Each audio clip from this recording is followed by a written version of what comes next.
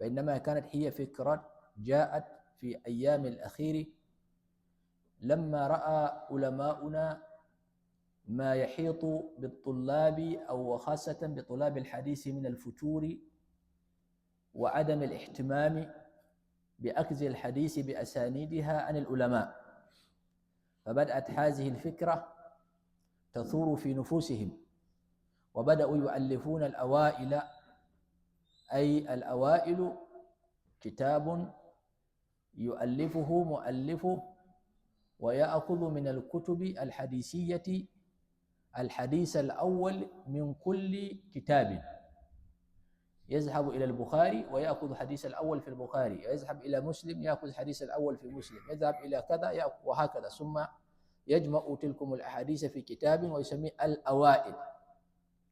وهناك من يأخذون حديثين، حديث الأول من كل كتاب وحديث الآخر في كل كتاب. وهناك من زادوا على ذلك، يأخذون حديث الأول من كل كتاب ويذهب إلى وسط الكتاب يأخذون حديثا، ثم إلى آخر الكتاب يأخذون حديثا، يعني من كل كتاب يأخذون 3 أحاديث، حديث في أوله، حديث في وسطه، حديث في آخره. لماذا كانوا يفعلون ذلك؟ في القرن العاشر الكتب تم طبعها، يعني كتب الحديث مطبوعة، البخاري مطبوع، مسلم مطبوع، وكذا مطبوع، سنن الترمذي مطبوع. فالطالب إذا أراد سفرا إلى بلد ما ليدرس تلكم الكتب على يد شيخ لا يقدر أن يحمل تلكم الكتب على أكتافه، يعني هو لا يقدر على أن يحمل تلكم الكتب على أكتافه حتى يصل إلى شيخ يسمع تلكم الأحاديث منه، فهو لا يقدر على ذلك. فجاءت الفكرة للعوائل، مثلا هذا الكتاب، شوف هذا الكتاب صغير أليس أمر كذلك؟ في هذا الكتاب 42 كتاب. كم كتاب فيه؟ 42 كتاب. فلو أنت أخذت كل كتاب 42 كتاب كيف تقدر على حملها؟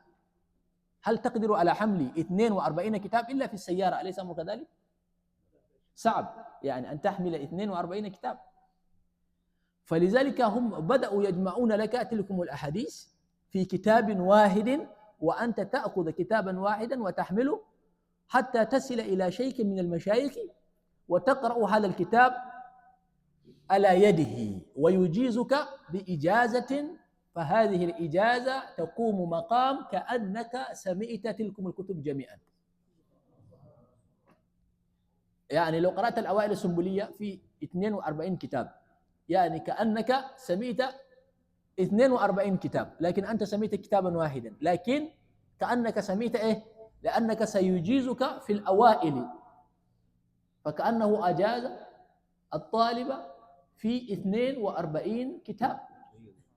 هل يأتي بعد أخذ إجازة الأوائل السنبلية المسؤولية على الطالب أن يقرأ على الأقل 42 كتاب الذي أخذ الإجازة فيها؟ أيوة، وهذا لابد منه.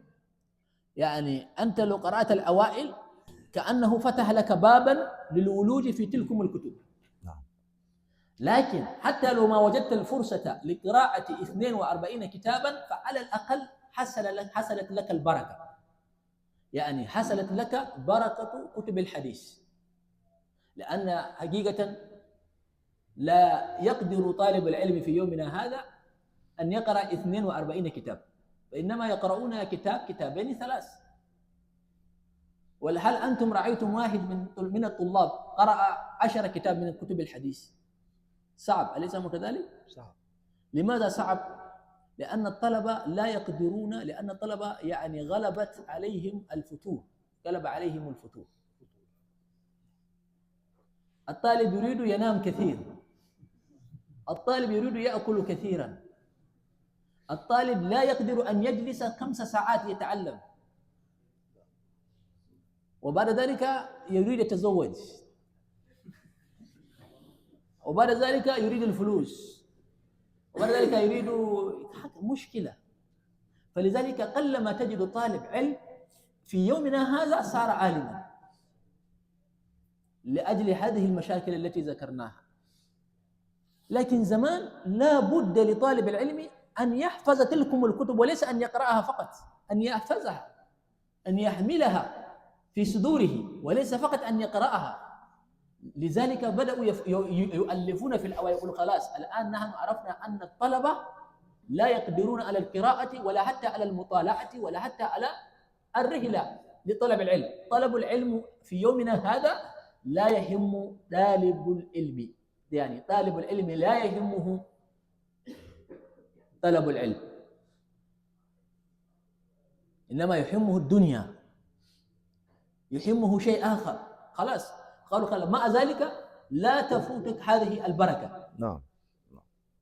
فيكتبون لك الأوائل لتقرأها وتحصل على هذه البركة ل 42 كتابا. لعل الكلام واضح الآن. نعم واضح. والشيخ المؤلف هو الشيخ محمد سعيد بن الشيخ محمد الفقيه السنبل. ومن هو هذا الشيخ؟ الشيخ سعيد السنبل من مواليد مكة المكرمة، وهو ولد بمكة، وينتسب إلى قبيلة قريش، وهو عدوي القرشي الأمري، أي من سلالة سيدنا عمر رضي الله تعالى عنه. وهو ينسب إلى عبيد الله بن عبد الله بن عمر، لذلك هو في نسبته يقال له محمد سعيد بن محمد الفقيه الأمري العدوي القرشي المكي. هذا رجل عظيم في الحديث وعظيم في الفقه، وهو كان مفتيا بمكة المكرمة وشيخا يجلس على كرسي علمي بالحرم الشريف، ما شاء الله. وهو شيخ الحرم المكي.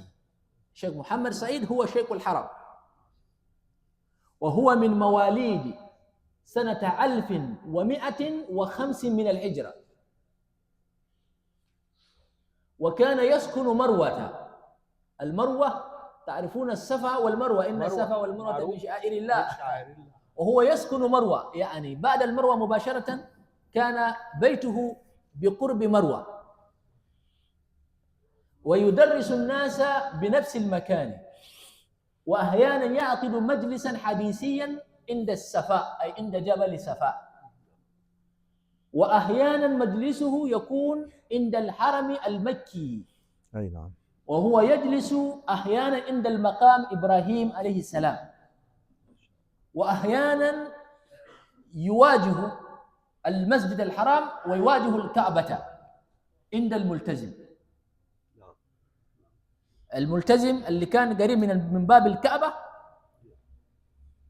وهو يلتزمه ويجلس عنده ويدرس الناس حديث رسول الله صلى الله عليه وسلم. ومرة كان مرتدى الزبيدي، مرتدى الزبيدي تعرفونه؟ ما منكم لا يعرف مرتدى الزبيدي؟ الهندي. هو مرتدى الزبيدي من الهند، من الحباد، من بلغرام، ولكنه عاش باليمن فنسب إلى بلدة في اليمن تسمى بزبيد، وتوفي في القاهرة في مصر. والمرتدى الزبيدي عنده كتاب في مؤجم شيوخه، وهو ترجمه فيه وقال: حضرت دروسه بالحرم المكي وسمعت تقريره وفوائده. وهو يذكره يقول إن الشيخ هذا شيخ عظيم، شيخ في العلم كبير، شيخ في الحديث عجيب، شيخ في الفقه في المنتهى الفهم، وهو الشيخ السعيد رضي الله تعالى عنه. كرسي. وهو أول ما أهلا بكم مولانا، أهلا بكم، أهلا وسهلا، أهلا بكم يا غصاف هاي. فالشيخ محمد سعيد جناب إلى الكرسي وصل إلى مولانا عفوا مولانا عفوا والتكية ذاك. والشيخ وصل إلى هذه المرحلة وكان شافعيا في المذهب،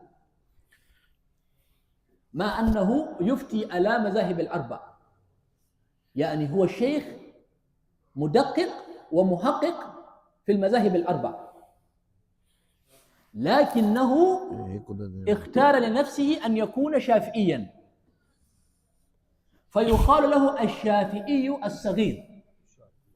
حاضر. يقال له ماذا؟ الشافعي الصغير. لكن سبحان الله هو أعقب أبناء وهم 3: الشيخ محمد بن محمد سعيد سنبل، والشيخ محمد عباس بن محمد سعيد سنبل، والشيخ محمد طاهر بن محمد سعيد سنبل. وهؤلاء ال3 كلهم أحناف. ما شاء الله. هو شافعي هو شافعي ويفتي على مذاهب الأربع، وأولاده ال3 خالفوه ولم يكونوا على غرر والدهم في المذهب، فاختاروا لأنفسهم مذهبا تخصهم هم، فهم على مذهب أبي حنيفة النعمان عليه رحمة الله تبارك وتعالى. ووصل مرحلة الشيخ محمد طاهر بن محمد سعيد سنبل يقال له الحنفي ويقال له أبو حنيفة الصغير. ما شاء الله. ويقال هذا الرجل لولاه لداءت مذهب أبي حنيفة. ما شاء الله. هذا الرجل عاش ومات في سنة 1218، بمعنى أنتم تعرفون أنتم كأحناف من سنة 1100 بدأت مذهب أحناف تتقاعس قليلا قليلا، وخاصة في بلاد العربية. لكن هذا الشيخ محمد طاهر وهو من أبناء الشيخ محمد سعيد، هو أراد أن يجعل مذهب أبي حنيفة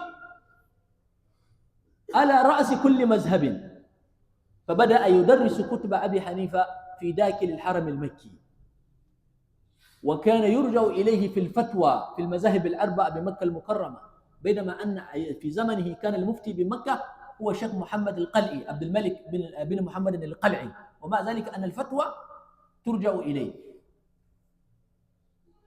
وألف كتابا وسماه الثمار الجنية في مجموعة السنبلية، فالأحناف يعرفون هذا الكتاب في بلاد العربية، عبارة عن فتاوي الأحناف، وهو جعلها وكان يدرس هذا الكتاب بالحرم المكي، الثمار الجنية في مجموعة السنبلية، مجموعة من الفتاوي. ثم ألف كتابا وسماه ضياء الأبصار، حاشية على كتاب المناسك في كتاب الدر المختار. وألف كتابا آخر الابتسار في الانتصار للأولياء الأبرار. الله الله الله. ومن هنا تعرف أن الرجل كان صوفيا، وهو ينتصر على وهكذا، ويرد على من يرى أن الأولياء كذا وهو يرد عليهم من هذا الكتاب. وألف كتابا آخر وسماه البداية، ثم كتاب آخر سماه الهداية، وهو كتاب في الآداب البحث العلمي. يعني هذا الرجل ألف كتاب يقرأه كل الناس في يومنا هذا، وهو كتاب سماه كتاب المهتدي، وهو كتاب في آداب البحث والمناظرة وبحث العلم للمبتدئين. كتاب للمبتدئين في آداب البحث والمناظرة. مبتدئين. أيوة للمبتدئين. كتاب المبتدئ. وهو كتاب مشهور عندكم. نعم. والشيخ محمد سعيد سنبل توفي سنة 1175، وترك أبناءه هؤلاء يدرسون في الحرم المكي إلى سنة 1200 1918 توفي ابنه وهو محمد طاهر الحنفي الكبير رحمهم الله تبارك وتعالى. शेख मोहम्मद सईद सुंबुल का विसाल 1170 हिजरी में हुआ, 1175 1175 1175 में, ठीक। وفاته وهو توفي بالطائف، وكان هو يسكن مكة، لكن جاءه مرض وهو بالطائف وتوفي هنالك ودفن في مسجد عبد الله بن عباس، وقبره يباشر الشباك أمام الشباك عبد الله بن عباس. ما شاء الله. لو مشيتم إلى الطائف تجدون مسجد عبد الله، قبر سيدنا عبد الله بن عباس. كنت هناك قبل شهر. الله الله. الدكتور قال هو كان هناك قبل شهر. الحمد لله. وفي داخل المسجد، بداخل المحل مرقد عبد الله بن عباس على الشباك كان قبر محمد سعيد سنبل هنالك، وهكذا. ونقرأ هذا الكتاب بسند متصل إليه عن شيخنا الشريف إبراهيم سالم الحسيني متعه الله بالصحة والعافية، وهو عن شيخه محمد ياسين بن عيسى الفاداني المكي الإندونيسي الفاداني هذا رضي الله تعالى عنه ورحمه الله تبارك وتعالى. وهو يروي هذا الكتاب عن شيخه عيدروس بن سالم البر، وعيدروس بن سالم البر يروي هذا الكتاب عن شيخه الحبيب وهو حسين بن محمد الحبشي، وهو يرويه عن والده الحبيب وهو حسين بن محمد بن أحمد بن محمد الحبشي، وهو يروي هذا الكتاب عن شيخه الحافظ عبد الكريم أو عمر بن عبد الكريم العطار، والعطار يروي هذا الكتاب عن شيخه محمد طاهر بن محمد سعيد سنبل، وهو يروي هذا الكتاب عن والده محمد سعيد سنبل. وهذا هو السند المتصل إلى الإمام محمد سعيد بن محمد الشيخ الفقيه السنبل العدوي الأمري القريشي المكي. فكأن بيننا وبينهم كم رجال؟ يعني بيننا وبين سعيد سنبل كم؟ شريف إبراهيم سالم الحسيني، ياسين الفاداني، وهو عن شيخه عيدروس وهو بن سالم البار، وهو عن شيخه حسين بن محمد الحبشي، وهو عن والده محمد حسين الحبشي، وهو عن شيخه العطار عمر عبد الكريم العطار، وهو عن شيخه محمد طاهر السنبل، وهو عن والده. يعني بيننا وبينه كم؟ 8. यानी शेख के और शेख सईद सुंबुल जिनकी किताब हम पढ़ रहे हैं अलवाइल सुंबुलिया, उनके दरमियान 8 वास्ते हैं जिनसे ये किताब ये उनसे रिवायत कर रहे हैं। فهكذا فنبدأ بقراءته بإذن الله سبحانه وتعالى. بسم الله الرحمن الرحيم، وصلى الله على سيدنا محمد وآله وصحبه وسلم. كيف كان بدء الوحي إلى رسول الله صلى الله عليه وسلم وقول الله جل ذكره أو جل ذكره إنا أوحينا إليك كما أوحينا إلى نوح والنبيين من بعده. وهنا يبدأ بحديث الأول من كتاب صحيح الإمام البخاري، وقال كيف كان بدء الوحي، وهذا هو باب بدأ به الإمام البخاري. وقول الله جل ذكره إنا أوحينا إليك كما أوحينا إلى نوح والنبيين من بعده. قال أخبرنا أبو الوقت، يعني هو اختصر من سنده إلى أبو الوقت وهو عبد الأول بن عيسى وهو بن شعيب بن إسحاق السجزي السوفي الحروي، قراءة عليه ونحن نسمع ببغداد في آخر سنة 2 وأول سنة 53 و500. قيل له أخبركم الإمام جمال الإسلام أبو الحسن عبد الرحمن بن محمد بن المظفر بن محمد بن داود بن أحمد بن معاذ بن سهل بن الحكم بن الداودي، قراءة عليه ببوشنجة ونحن نسمع. يعني بوشنجة هذه بلدة دقيقة سيدي، क्या आपको मिल गया? ये सफ़ा नंबर 44 है जी। رأيتم المكان؟ نعم. بوشنجة هذه قرية بخراسان عند حراد. ये जो पीछे दौरा अव्वल की क्लास है, आप में से कोई दोस्त उनको बुक भेज दे, वो अपने ग्रुप में शेयर कर लें। मिल गई?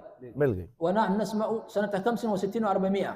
وبه إليه قال حدثنا أبو محمد عبد الله بن أحمد بن حموية السرخسي أو سرخسي، قراءة عليه ونحن نسمع سنة 81 و300. أخبرنا الإمام أبو عبد الله محمد بن يوسف بن مطر بن صالح بن بشر بن إبراهيم البخاري الفربري أو فربري أو فربري بفربرا أو بفربرا سنة 6 أو سنة 16 و300. وبه إليه الإمام أبو عبد الله محمد بن إسماعيل بن إبراهيم بن المغيرة بن الأحنف الجوفي مولاهم البخاري مرتين، أي هو قرأ البخاري وسمع البخاري من البخاري مرتين، مرة بفربرة سنة 48 و200 مرة، ومرة ببخارى سنة 52 و200، أي قبل وفاة البخاري ب4 سنوات. قال حدثنا الحميدي عبد الله بن الزبير قال حدثنا سفيان قال حدثنا يحيى بن سعيد الأنساري قال أخبرني محمد بن إبراهيم التيمي أنه سمع علقمة بن وقاص الليثي يقول سمعت عمر بن الخطاب رضي الله تعالى عنه على المنبر يقول سمعت رسول الله صلى الله عليه وسلم يقول إنما الأعمال بالنيات وإنما لكل امرئ ما نوى، فمن كانت هجرته إلى الله، أو هنا كتب هنا كان في، فمن كان هجرته إلى دنيا يصيبها أو إلى امرأة ينكحها فهجرته إلى ما هاجر إليه. والبخاري روى هذا الحديث وأخرجه في صحيحه 7 مرات، يعني ذكره 7 مرات، وكل مرة يذكره بألفاظ مختلفة، أي في 7 مواضع في صحيحه. وهذا هو الحديث الأول في صحيح الإمام البخاري بسنده المتصل حتى إلى عبد الأول السجزي، ثم إلى إمام الفربري، ثم إلى إمام البخاري. والذين نقلوا البخاري عن البخاري هم فوق 1000 من الناس، لكن الرواية المشهورة كانت لتلميذه الإمام الفربري. نعم. لأن الفربري هو آخر من روى البخاري، وروى البخاري مرتين عن الإمام البخاري، مرة بفربرة ومرة بالبخارى قبل وفاة البخاري أيام كان هو وصل إلى بلدته.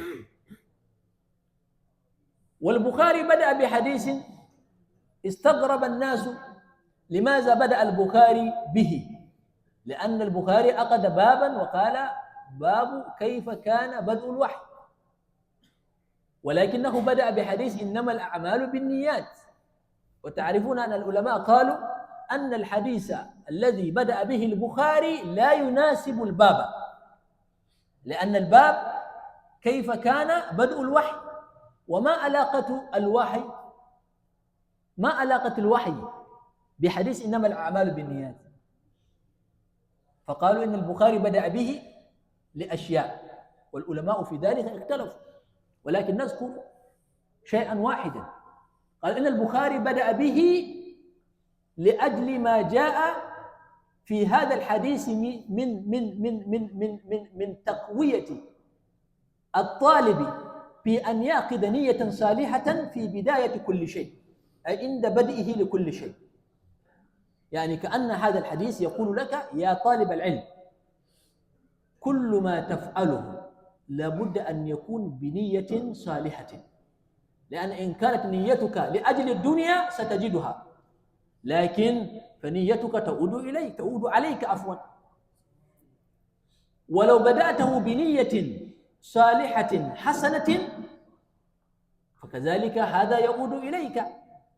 فالبخاري يريد أن يقول لك خلي بالك يا طالب العلم،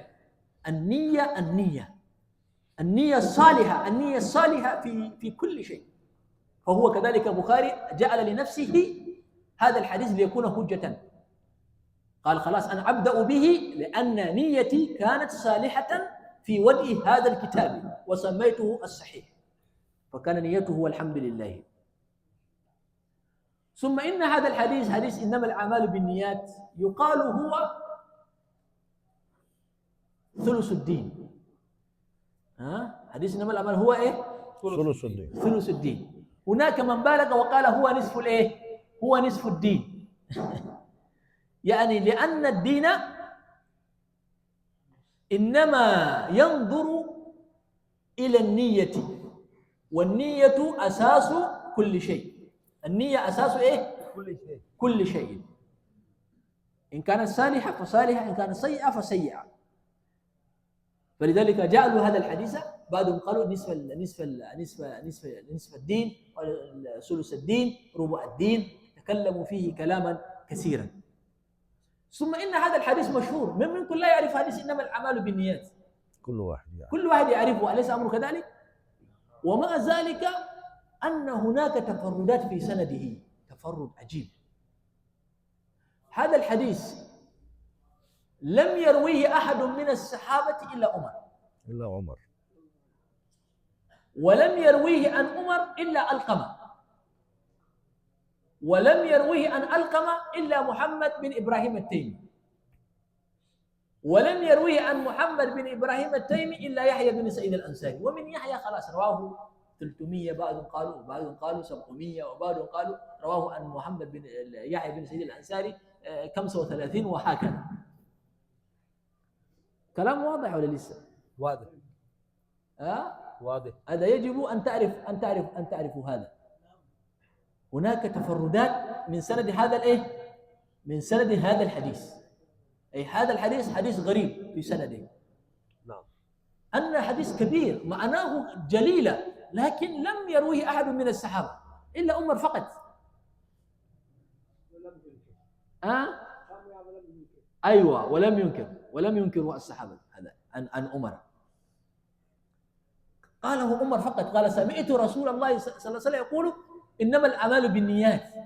ثم إن سيدنا عمر قال هذا الحديث وهو في المسجد على المنبر، معناه في ناس كثير. أيوة، يلقي الخطبة. هذا قاله ابن حجر. أيوة، قاله ابن حجر. ولم يقل أحد، ولم يقل أحد هذا الحديث عن عمر إلا ألقمة فقط. المفروض الناس يقولوا سمعت عمر يقول، لأن كان قالها في الخطبة. ثم بعد ألقمة لم يرويه أحد عن ألقمة إلا محمد بن إبراهيم التيمي،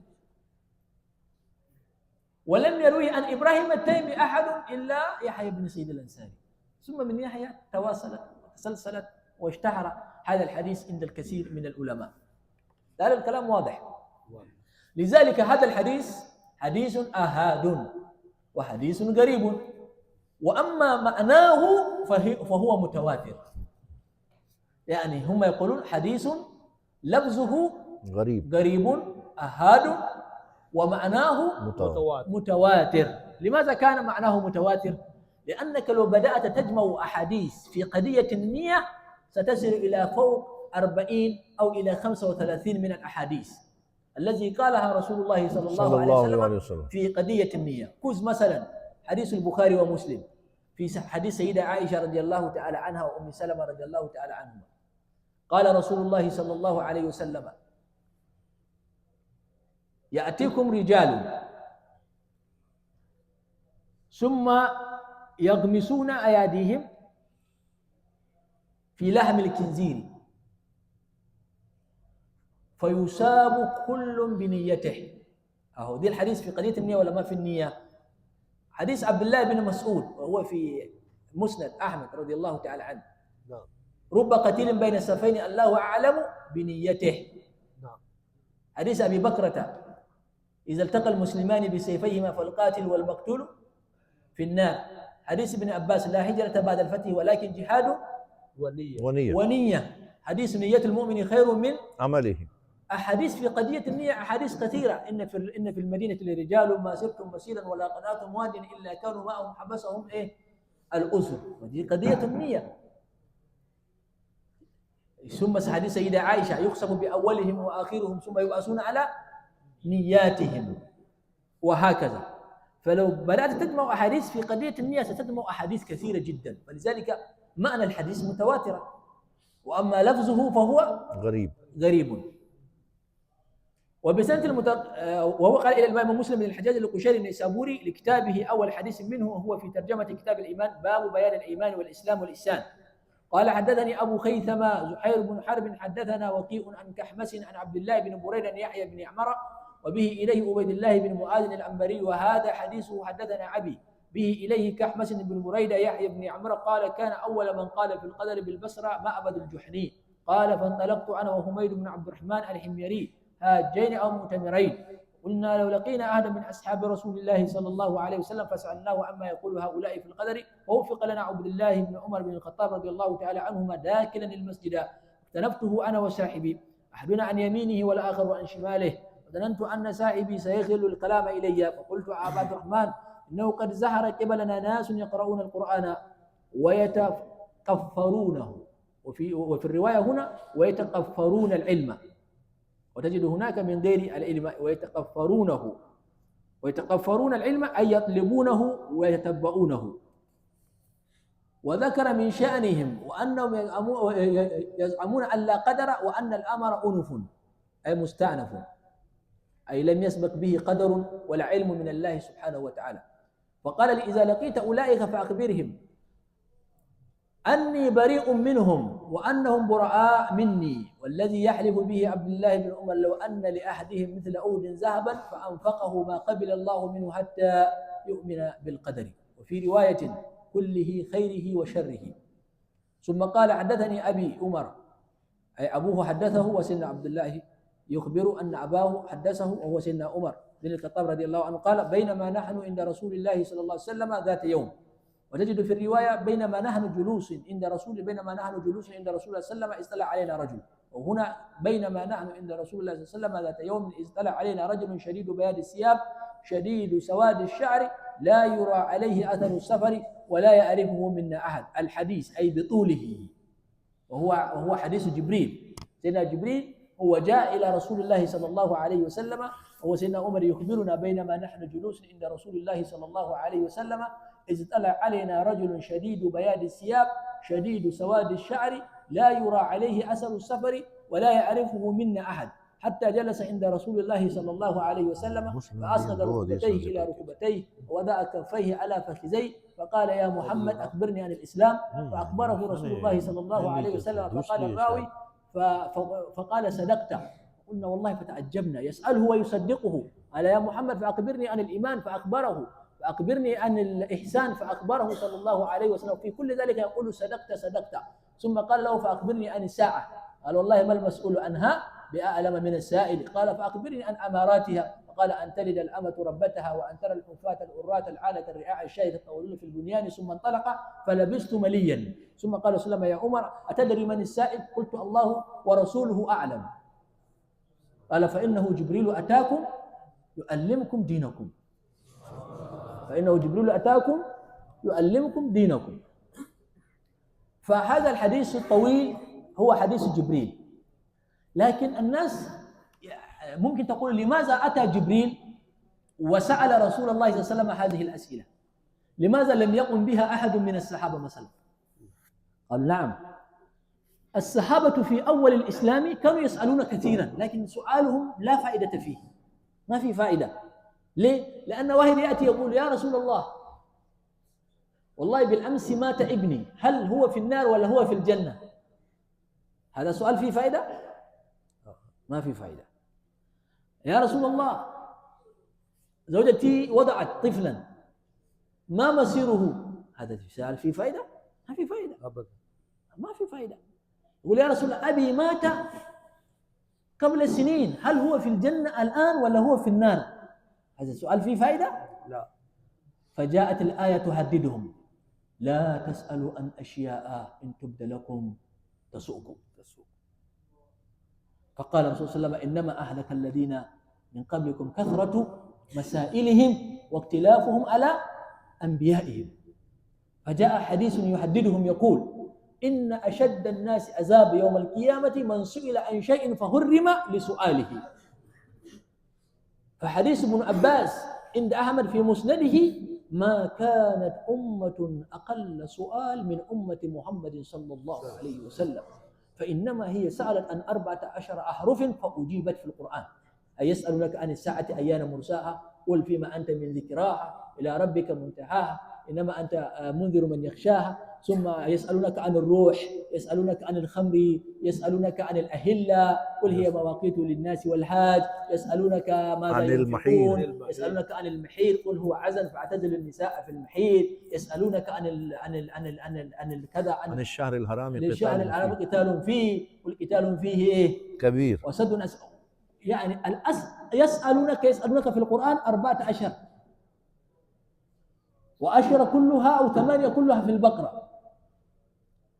يعني هم سؤالهم في هذا أجيب عن بعدها، وبعدها كان لم مثلا يسألك عن الأهلة ماذا كان الرد؟ قل هو مواقيت للناس والحج.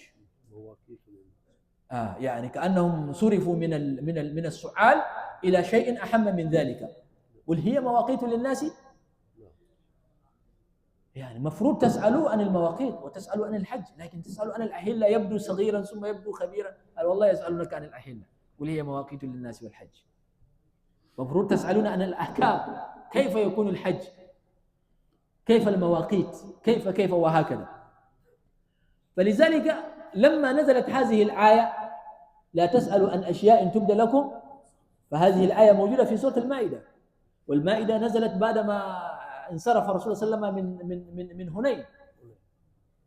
خلاص، فمن يوم ذاك الصحابة لا يسألون، سقطوا لا يسألون. هذا بعد فتح مكة. بعد فتح مكة فبدأ الصحابة إيه؟ لا يسألون شيئا، ما في سؤال. لكن قرب وفاته صلى الله عليه وسلم، ويجب على المسلمين أن يعرفوا أحكام الذي ذكر في هذا الحديث، حديث جبريل هذا. هناك أسئلة مهمة. ما الإسلام؟ هذا سؤال مهم. ما الإيمان؟ هذا سؤال مهم. ما الإحسان؟ هذا سؤال مهم. لكن لم يأتي أحد من الصحابة وسأل عن هذا، والرسول صلى الله عليه وسلم قرب وفاته، فلذلك أرسل الله جبريل ليسأل. فهمنا لماذا جاء سيدنا جبريل؟ فأرسل الله جبريل ليسأل عن هذه الأسئلة المهمة. فجاء جبريل بهذه الصفات التي ذكر في الحديث. أولها شديد بياض الثياب، معنى جاء مهندم جميل نظيف. نعم. شديد سواد الشعر، نعم، أي نزف شعره، لا يرى عليه أثر السفر، يعني كأنه لم يكن مسافرا. نعم. كذا إن لم يكن مسافرا معناه واحد من أهل المدينة، قال ولا يعرفه منا أحد، أي ليس من أهل المدينة. ثم جلس عند رسول الله صلى الله عليه وسلم في المجلس، فصار العلماء يحكون ذلك، يقول إن جلسته هذه هي جلسة طالب العلم.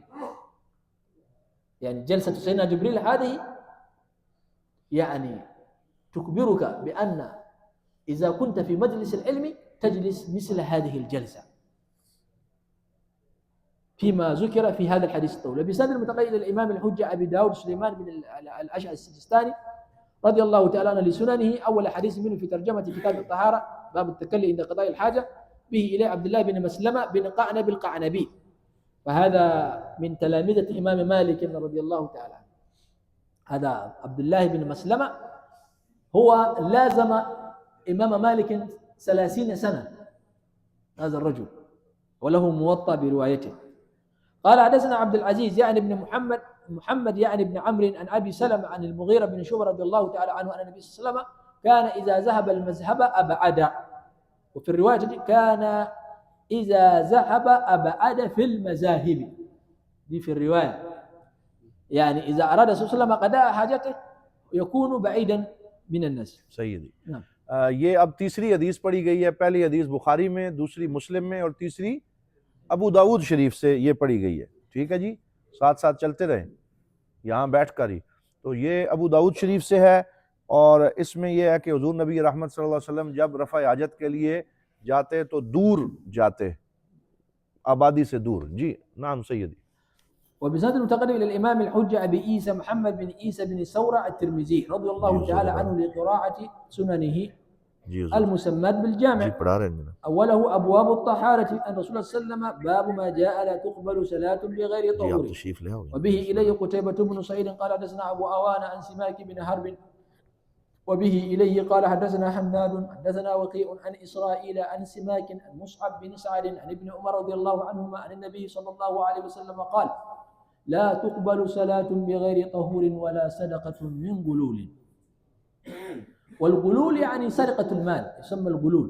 به إليه قال إلى الإمام الحافظ الناقد أبي عبد الرحمن أحمد بن شعيب بن علي النسائي رضي الله تعالى لقراءة سننه المسمات بالمجتبى. وله كتاب الطهارة تأويل قوله تعالى إذا قمتم إلى الصلاة فاغسلوا وجوهكم وأيديكم إلى المرافق. به إليه قتيبة بن سعيد، به إليه سفيان الزهري أبي سلمة عن أبي هريرة أن النبي صلى الله عليه وسلم قال إذا استيقظ أحدكم من نومه فلا يغمس يده في وضوئه حتى يغسلها ثلاثا فإن أحدكم لا يدري أين باتت يده.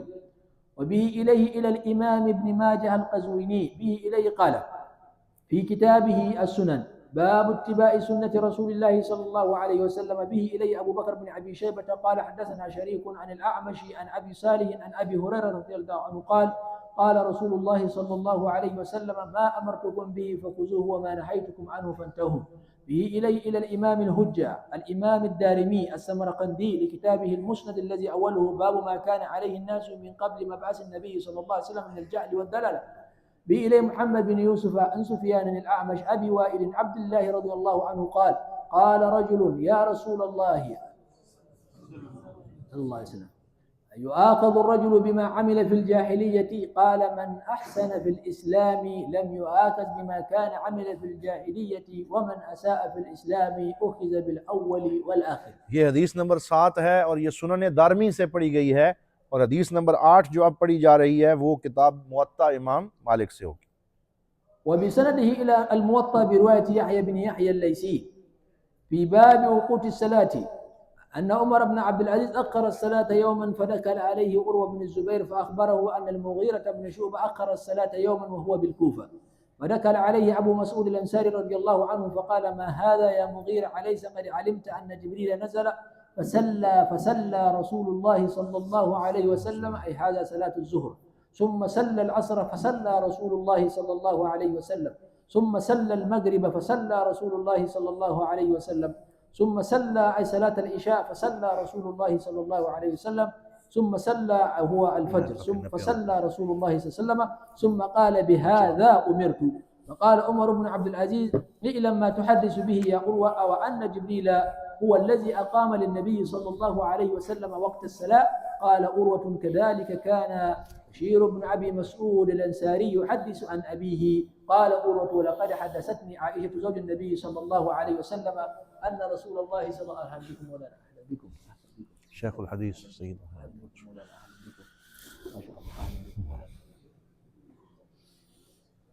ولقد حدثتني عائشة زوج النبي صلى الله عليه وسلم أن رسول الله صلى الله عليه وسلم كان يصلي العصر والشمس في هجرتها قبل أن تزهر. وبسنده المتقدم إلى إمامنا مالك في موطئه وهنا برواية محمد بن الحسن الشيباني رضي الله تعالى عنه.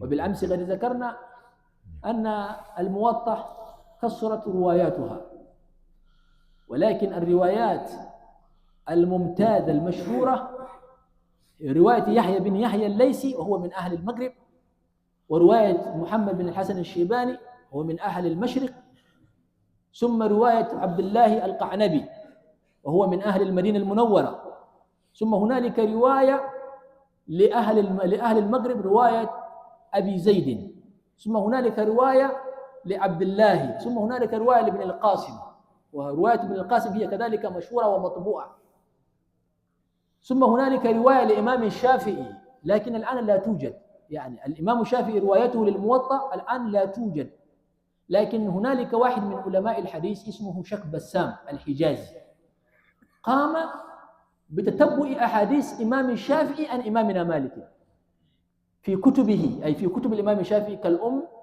وكتبه الأخرى وكذلك عبر تلامذته فجمع 851 حديث كلها شافعي عن مالك فجمعها في كتاب واحد فسميت هذه بالموطأ مالك برواية إمام الشافعي رضي الله تعالى عنه وهكذا.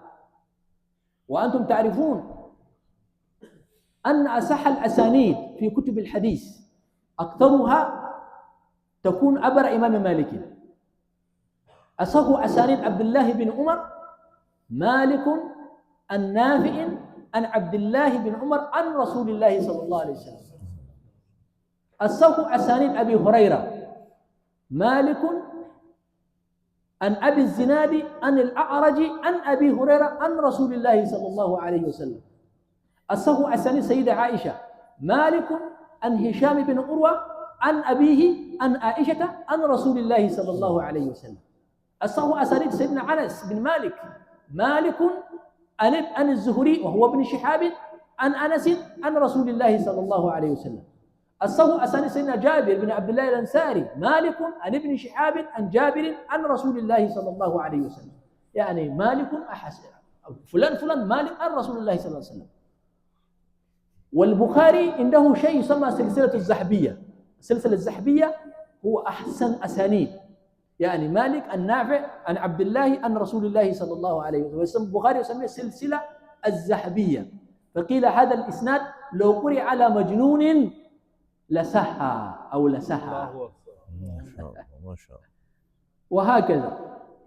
ومن ثم هناك أسانيد لو أضيفت إلى ذلك تكون أجمل.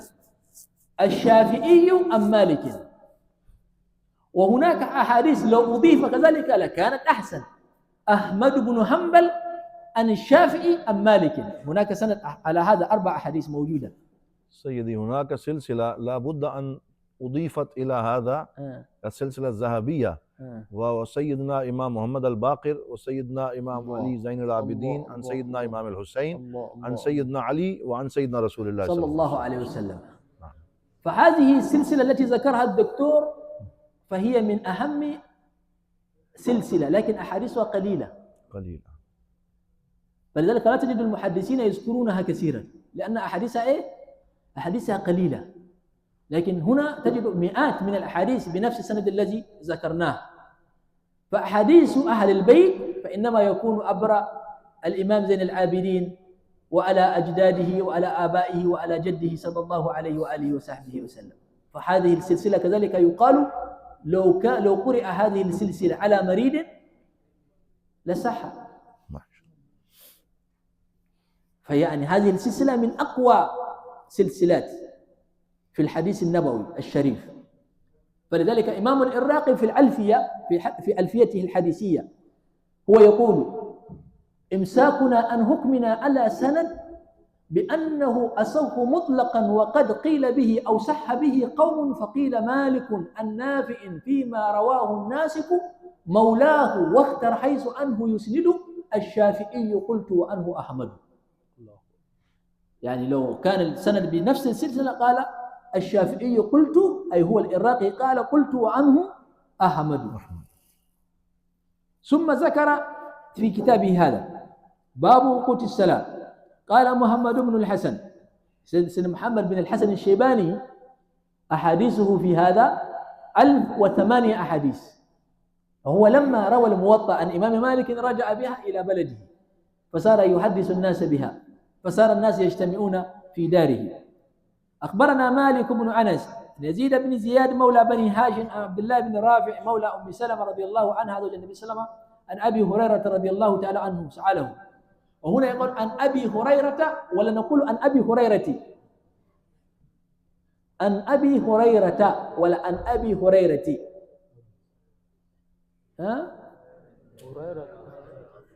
أبي هريرة. لماذا لا نقول عن أبي هريرة؟ ممنوع من الصرف. لكن هناك من يقولون هذا، يقول والله ليس ممنوعا من الصرف. بعض العلماء يقول هذا ليس ممنوعا من الصرف، فيقولون عن أبي هريرة. لذلك مرة لما تسمع واحد من المحدثين يقول عن أبي هريرة لا تستغرب. نعم. هو يقول عن أبي هريرة لا يقول عن أبي هريرة. اتفقنا؟ هكذا. فواحد ألف كتابا يشرح هذا وسماه إزاحة الحيرة عن صرف أبي هريرة، وهو يشرح لك كيف. هذا كتاب لمن؟ للغلام، هو من أهل الهند.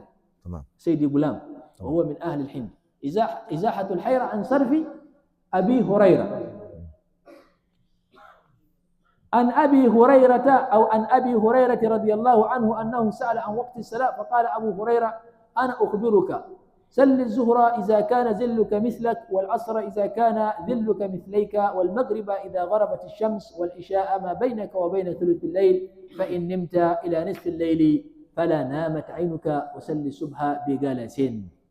والغلس هو ظلمة آخر الليل به إليه بسند المتصل إلى أبي حنيفة الإمام الأعظم والحبر المقدم، ودي إمام أبو حنيفة النعمان رضي الله تعالى عنه. وبالأمس ذكرناه وذكرنا ما يقوله الناس، يقول أن أبا حنيفة لا يهتم بالحديث وهو صاحب رأي، وليس بصاحب حديث، أليس أمر كذلك؟ والأمر ليس هكذا. فما من حديث إلا وقف عليه أبو حنيفة، لكن أبو حنيفة عنده شروط في أخذ الحديث، وعنده شروط في الاستنباط من الحديث. وأبو حنيفة كان يشدد في أخذ الحديث من المحدث، فذكرنا شرطا كبيرا شديدا اشترطه أبو حنيفة في الضبط. مثلا الضبط عند أبي حنيفة لابد أن يكون ضبط صدر وضبط كتابة، لابد. أنت كتبت لابد أن تحفظ، حفظك يكون مطابقا لما كتبته بقلمك. فسيدنا أبو حنيفة عنده الشروط، لذلك ليس كل حديث أبو حنيفة يجيب يقول أنا هذا الحديث أقول لا. أبو حنيفة يقول أنا شرطي في الضبط شرط عظيم. فلذلك أنت لا تقول أبو حنيفة لا يهتم بالحديث ولا يفعل، لا لا لا.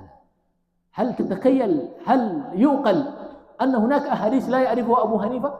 أبدا أبدا، لا يمكن. حديث لا يعرفه أبو حنيفة ليس بحديث. حديث لا يعرفه أبو حنيفة ليس بحديث. وأبو حنيفة لا يكون أبا حنيفة ولا يكون بهذه الصورة إلا إذا وقف على كل حديث، فقد وقف على كل حرف قاله صلى الله عليه وسلم، ومر بكل حرف قاله صلى الله عليه وسلم. لذلك وصل مرحلة الاستنباط وأسس مدرسة وتخرج على يده رجال. فلذلك الكلام الذي يقولونه كل كلام ليست معتبرة. هناك بعض الشروط سيدي يعني مختلفة عن جميع المحدثين عند أبي حنيفة، مثلا في الحديث المرسل أو غيره. في حديث المرسل رأي أبي حنيفة هو رأي إمام مالك، تمام. الأخذ بالمرسل، فالمالكية تأخذ بالمرسل وأبو حنيفة يأخذ بالمرسل، ولكن بشرط ينظرون إلى المرسل ليعرفوا أن الفلان الذي أرسل الحديث وأسقط الصحابية هو من؟ هل هو فقيه أم لا؟ أيوة. فأبو حنيفة هو يشترط أن يكون هذا فقيه إن كان في أحاديث الأحكام. شفت الشرط كذلك من شرط أبي حنيفة. نعم. إن كان في أحاديث الأحكام لابد أن يكون فقيها. كذلك في أحاديث كثيرة حتى في زيادة الثقة، الذي زاد هذا الثقة، الذي زاد هذه الكلمة أو هذا اللفظ هو من؟ إن كان في أحاديث الأحكام يعتبر أن يؤخذ من كلام الفقيه لا من كلام غيره. يعني أبو حنيفة هو علم الناس إمال العقل في الحديث النبوي، يعني كيف تعمل بعقلك في الأخذ عن الرواة، لأن الراوي في الأخير إنسان، إما يكون ناسيا وإما يكون فيه غفلة وإما يكون فيه أشياء كثيرة جدا. فأبو حنيفة التي لا تأتيه الغفلة ولا يأتيه النسيان فهو يدقق في الأخذ عن هؤلاء.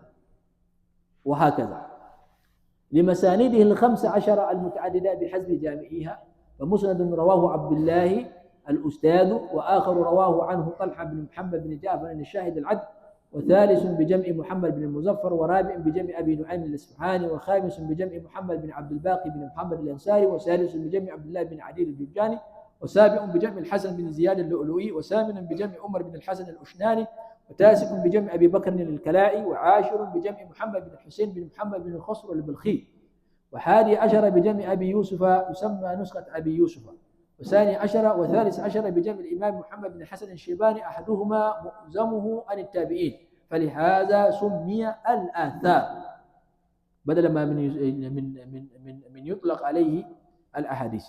ورابع عشر بجمع ابن حماد عنه عن والده، أي عن والده أبي حنيفة.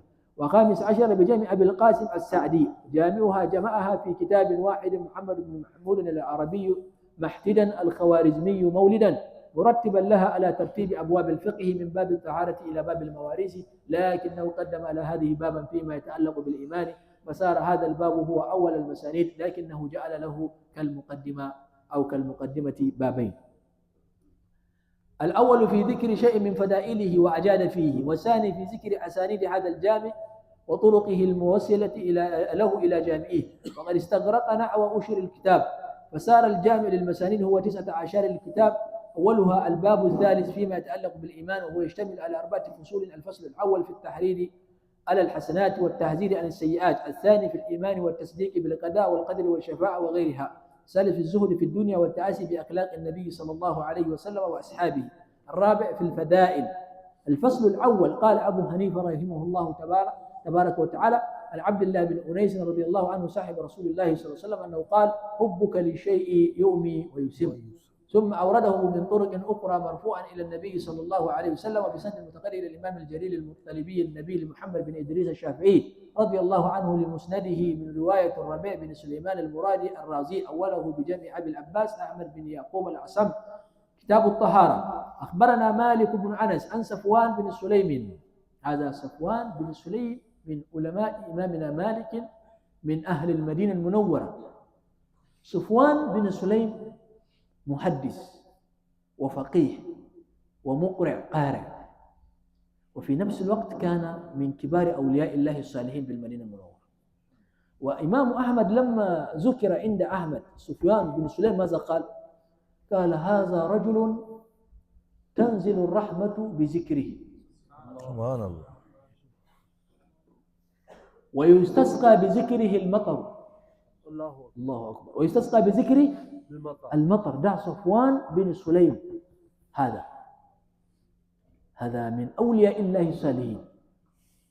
عن سعيد بن سلمة رجل من آل ابن الأزرق، وتجد من آل ابن الأزرق ومن آل بني الأزرق. ماذا عندكم؟ آل ابن والآل بني؟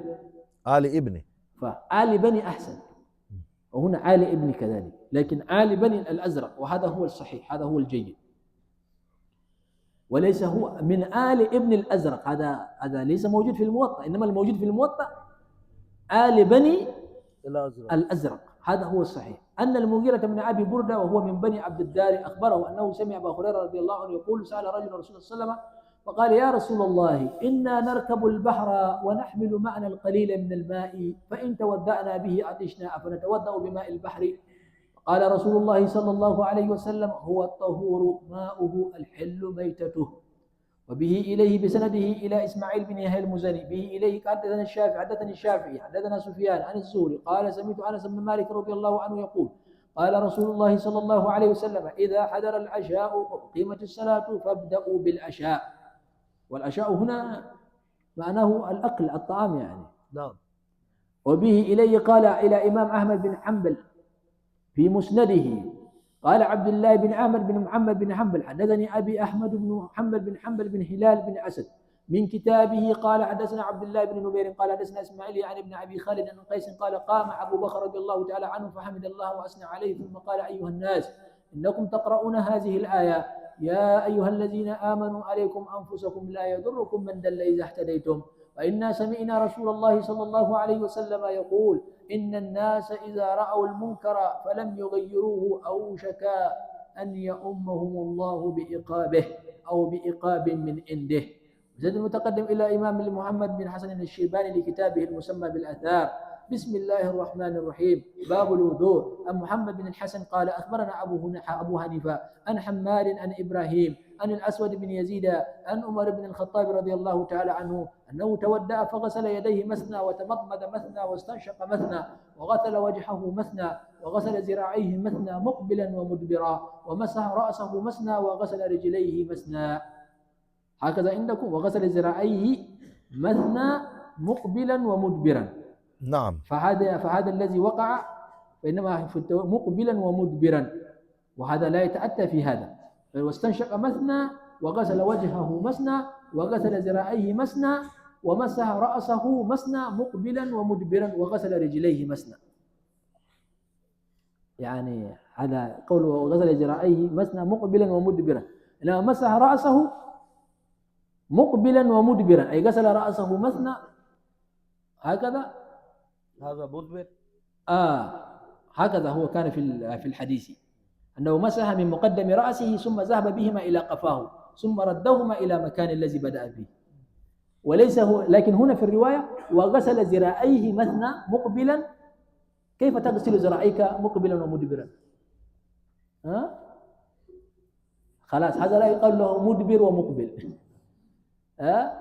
لكن هو ومسح رأسه مقبلا مدبرا هكذا، فهمنا؟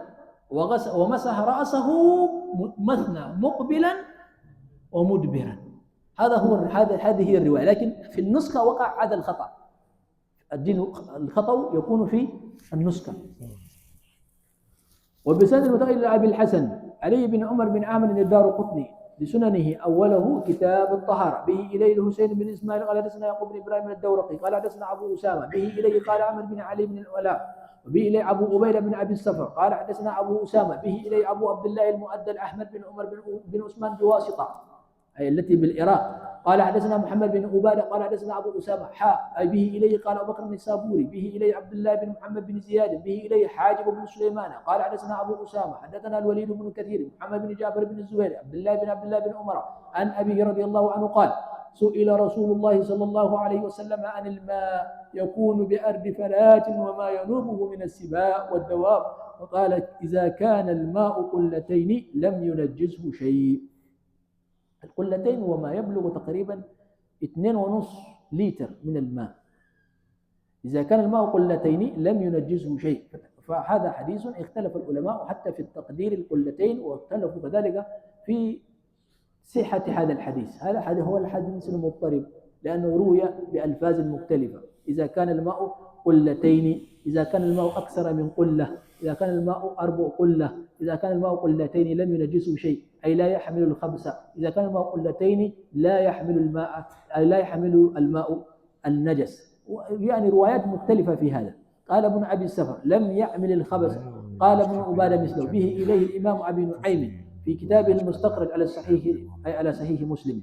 به إليه أحمد بن يوسف بن خلاد الحارث بن أبي أسامة أبو عبد الرحمن المقري عبد الله بن يزيد به إليه أبو علي بن سواف حدثنا بشر بن موسى قال حدثنا أبو عبد الرحمن المقري قال حدثنا كحمش بن حنس ابن الحسن عن عبد الله بن بريد الأسلمي يحيى بن عمر القرشي قال كان أول من قال بالقدر مع بدر الجحني بالبصرة، فانطلقت أنا وحمير بن عبد الرحمن الحميري هجاجا. لما قدمنا قلنا لو لقينا بعد أصحاب النبي صلى الله عليه وسلم فسألناه وعما يقول هؤلاء القوم في القدر. فلما دخلنا المسجد إذا نحن بعبد الله بن عمر رضي الله عنه فأتيناه وسلمنا عليه فاكتنفته أنا وصاحبي إلى آخر ما مر في حديث مسلم. وبه إليه إلى أبي مسلم الكشي في سننه قال الحافظ أبو مسلم في باب فضل الصدقة وهو أول الثلاثيات، أي أول الثلاثيات ما يكون بينه وبين سيدنا رسول الله صلى الله عليه وسلم 3 رجل. عمرو بن محمد العثماني قال حدثنا عبد الله بن نافع الأنصاري أنه أخبره عن جابر بن عبد الله رضي الله عنهما أن رسول الله صلى الله عليه وسلم قال من أحيا أرضا ميتة فله أجر وما أكلت العافية منها فهو له صدقة أي الطيور. وبه إليه قال في باب الأذان للحافظ الكبير سعيد بن منصور في سننه حدثنا هشيم بن بشير قال حدثنا حسين بن عبد الرحمن به إليه قال أخبرنا عبد الرحمن بن أبي ليلى أن رسول الله صلى الله عليه وسلم اهتم للصلاة كيف يجمع الناس لها، فقال لقد هممت أن أبعث رجالا فيقوم كل واحد منهم على قطم من آثام المدينة أي قصورها والأبنية المرتفعة، فيؤذن كل رجل منهم من يليه، فلم يعجبه ذلك فذكروا الناقوس فلم يعجبه ذلك، فانصرف عبد الله بن يزيد متهما لهم مهتما ليس مهتما لحم رسول الله صلى الله عليه وسلم، فأري الأذان في منامه. فلما أصبح غدا فقال يا رسول الله رأيت رجلا على سقف المسجد عليه ثوبان أكثران ينادي بالأذان، فزعم أنه أذن مسنى الأذان كله ثم قعد قعدة ثم عاد فقال مثل قوله الأول. فلما بلغ حي على الفلاح قال قد قامت الصلاة الله أكبر لا إله إلا الله. قام عمر بن الخطاب فقال يا رسول الله وأنا قد أطاف بي الليلة مثل الذي أطاف به، فقال ما منعك أن تخبرني؟ قال سبقني عبد الله بن زيد فاستحييت فأعجب بذلك المسلمون فكان سنة بعد وأمر بلالا فأذن في بداية الأذان في الإسلام. ما شاء الله. وإلى ابن أبي شيبة في مصنفه وبه إليه قال حدثنا هشيم بن بشير عن عبد العزيز بن صهيب بن أنس بن مالك رضي الله عنه قال كان النبي صلى الله عليه وسلم إذا دخل الخلاء قال أعوذ بالله من الخبث والخبائث، وتجد الخب بالسكون على الباء وبالضمة عليها، من الخبث والخبائث، من الخبث والخبائث، فالأفضل أن تكون من الخبث، والفقهاء يقولون من الخبث أي يجعلون السكون على الباء، ولكن الحقيقة كانت إيه؟ بالضمة على الباء، أي من الخبث والخبائث. وبسنده إلى الإمام البغوي في كتابه شرح السنة، به إليه أبو سعيد أحمد بن محمد بن عباس الخطيب الحميدي قال أخبرنا أبو عبد الله محمد بن عبد الله الحافظ قال أخبرنا أبو عبد الله محمد بن عبد الله السبحاني قال حدثنا إسماعيل بن إسحاق القاضي قال حدثنا القعنبي عن مالك عن يحيى بن سعيد، وبه إليه قال أبو بكر محمد بن عبد الله بن أبي تربة الكشميحني، إما كشميحني أو كشميحني، الاثنين مع بعض جيد. واللفظ له قال أخبرنا أبو طاهر محمد بن عامر بن الحارث قال أخبرنا أبو الحسن محمد بن يعقوب الكسائي الباباني قال أخبرنا أبو عبد الرحمن عبد الله بن محمود قال أخبرنا أبو إسحاق إبراهيم بن عبد الله الخلال قال أخبرنا عبد الله بن المبارك عن يحيى بن سعيد محمد بن إبراهيم التيمي عن علقمة بن أبي وقاص الليثي عن عمر بن الخطاب رضي الله عنه قال قال رسول الله صلى الله عليه وسلم 15-16 الأعمال بالنيات وإنما हमारे हैं ना لكل امرئ ما इस्लामाबाद, نوى ومن كان तो هجرته आप إلى الله आज शाम ورسوله मुझे ज़रा فهجرته असर إلى के الله बाद या ورسوله ومن كان मगरिब के هجرته बाद إلى कॉल دنيا करें, हम कोई يصيبها टाइम وامرأة आपके साथ तय ينكحها कर लेते हैं. فهجرته إلى ما هاجر إليه. فحتى لو نظرتم إلى هذا الحديث لابد أن يبدأ من يحيى بن سعيد الأنصاري هذا، لأننا قلنا حديث تفرد به عمر عن رسول الله صلى الله عليه وسلم، وتفرد به عن عمر علقمة بن أبي وقاص الليثي، وتفرد به عن علقمة محمد بن إبراهيم التيمي، وتفرد به عن إبراهيم التيمي يحيى بن سعيد الأنصاري، ثم من يحيى رواه كثير من الناس كما ترون حتى في الهند. وبه إليه عن أبي هريرة رضي الله عنه رسول الله قال وددت أني رأيت إخواننا قالوا يا رسول الله ألسنا إخوانك؟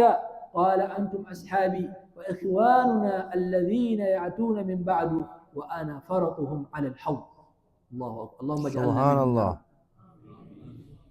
وبه إلى أبي داود الطيالسي في كتابه المسمى بمسنده في حديث الاستغفار عقب صلاة ركعتين، به إليه شعبة، به إليه عثمان بن المغيرة قال سمعت علي بن ربيعة الأسدي يحدث عن أسماء أو ابن أسماء الفزاري قال سمعت علي رضي الله عنه يقول كنت إذا سمعت من رسول الله صلى الله عليه وسلم حديثا ينفعني الله أي ينفعني الله بما شاء أن ينفعني به، وبه إليه به أو بغير به أي بما شاء أن ينفعني وليس به، ويقال في الرواية بما شاء أن ينفعني به. قال علي وحدثني أبو بكر وصدق أبو بكر أن الرسول صلى الله عليه وسلم قال ما من عبد يذنب ذنبا ثم يتودأ ثم يصلي ركعتين ثم يستغفر الله إلا غفر له، ثم تلا هذه الآية والذين إذا فعلوا فاحشة أو ظلموا أنفسهم الآية، والآية الأخرى ومن يعمل سوءا أو يظلم نفسه الآية. به إلى حميد بن نصر الكسي في مسنده المسمى بالمنتخب أوله مسند أبي بكر الصديق رضي الله عنه أخبرنا يزيد بن حارون قال أخبرنا إسماعيل بن أبي خالد قيس بن أبي حازم عن أبي بكر رضي الله عنه قال إنكم تقرؤون هذه الآية يا أيها الذين آمنوا عليكم أنفسكم لا يضركم من دل إذا اهتديتم، وإني سمعت رسول الله صلى الله عليه وسلم يقول إن الناس إذا رأوا الظالم فلم يأخذوا على يديه أوشك أن يؤمهم الله بعقابه. وبه إليه في مسند أبي محمد بن أبي أسامة به إليه يزيد بن حارون زكريا بن أبي زائدة عن الشعبي عن عبد الله بن عمر رضي الله عنهما قال قال رسول الله صلى الله عليه وسلم المسلم من سلم المسلمون من لسانه ويده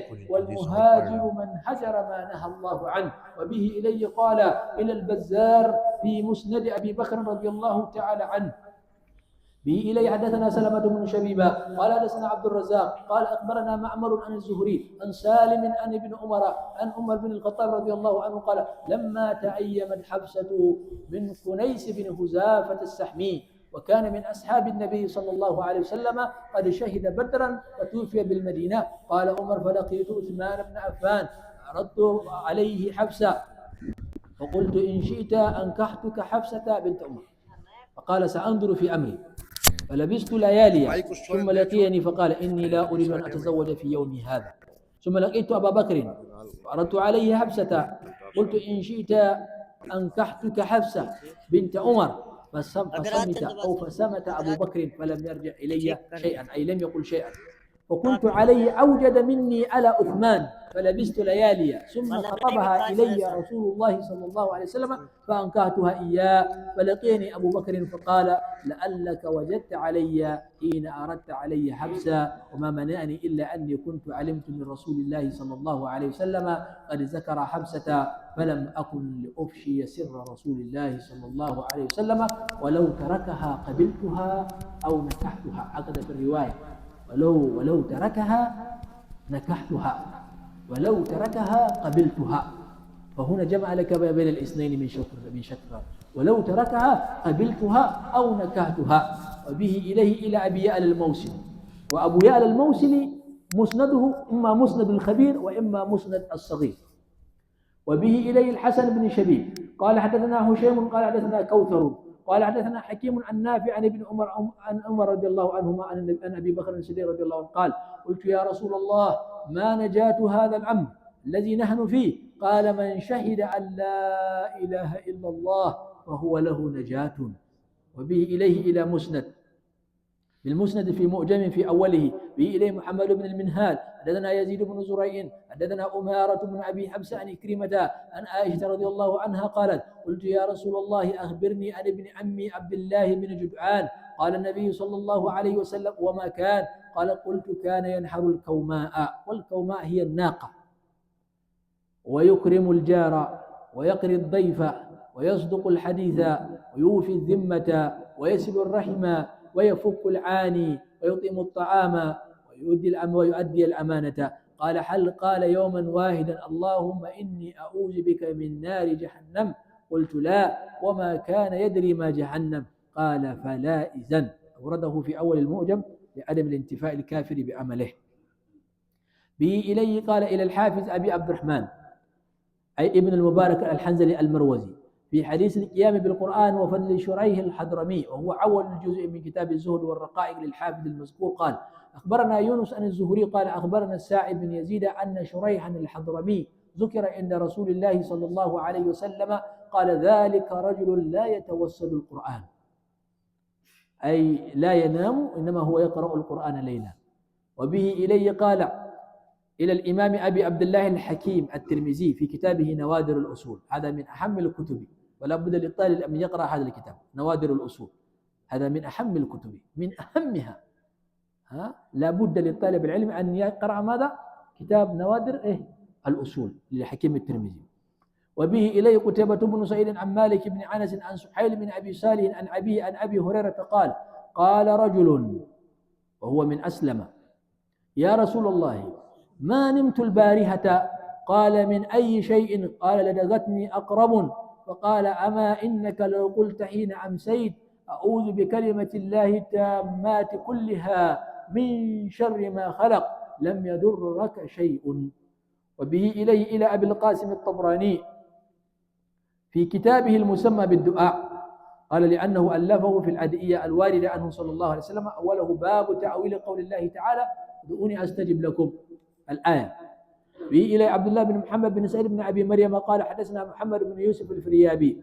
وبه إلي علي بن عبد العزيز قال حدثنا أبو حذيفة قال حدثنا سفيان عن منصور عن زر بن عبد الله المرحبي عن يسي الحضرمي عن نعمان بن بشير قال قال رسول الله صلى الله عليه وسلم العبادة هي الدعاء، ثم قرأ الآية ادعوني أستجب لكم هذه الذي قرأناها.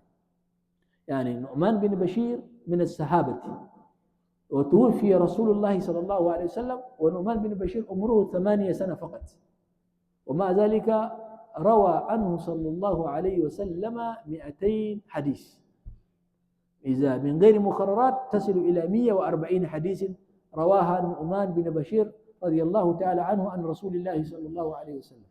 وتوفي رسول الله عمره 8 يعني صغير، وعن معناه أن الصغار والأولاد كانوا يحضرون مجلسه صلى الله عليه وسلم ويسمعون منه صلى الله عليه وسلم ويحفظون وينقلون عنه صلى الله عليه وسلم ثم يبلغون.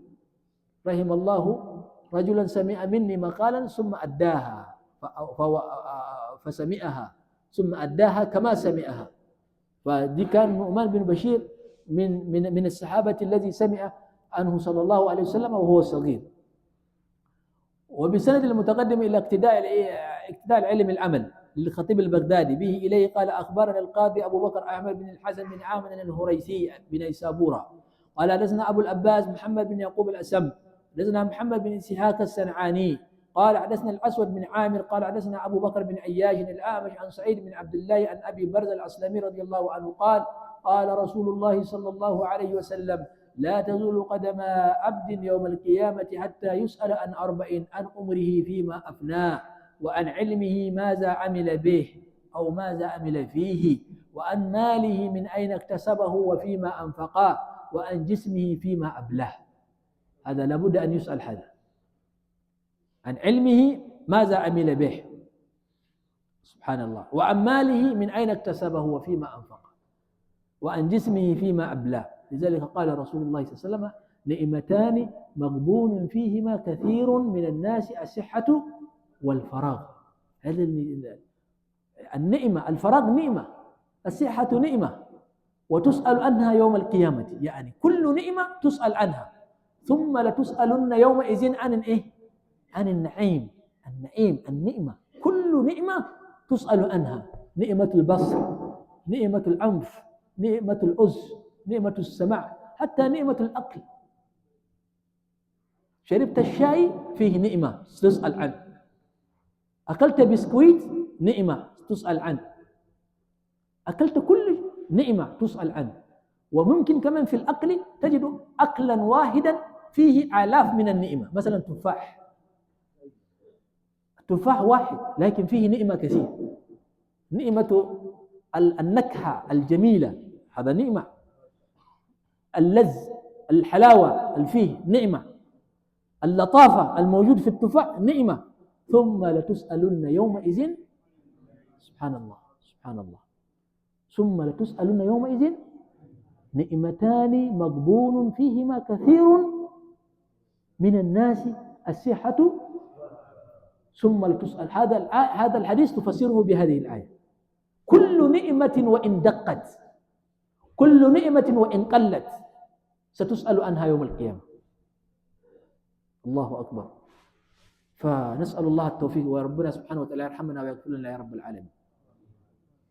وأما العالم أول من يسأل يوم القيامة هو العالم يجاء به أمام الناس يقال أنت شيخ فلان أنت شيخ فلان تعلمت العلم لا ليقال لك أنت كذا وأنت كذا فقد قيل لك هو فقيه كبير ولكن تعلم الفقه ليقال له فقيه وقد قيل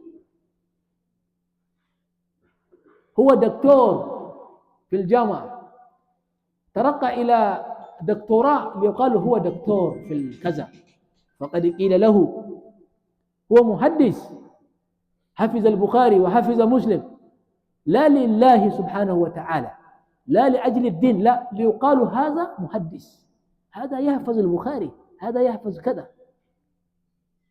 أول من يحاسب يوم القيامة علماء أول من يحاسب يوم القيامة من؟ علماء.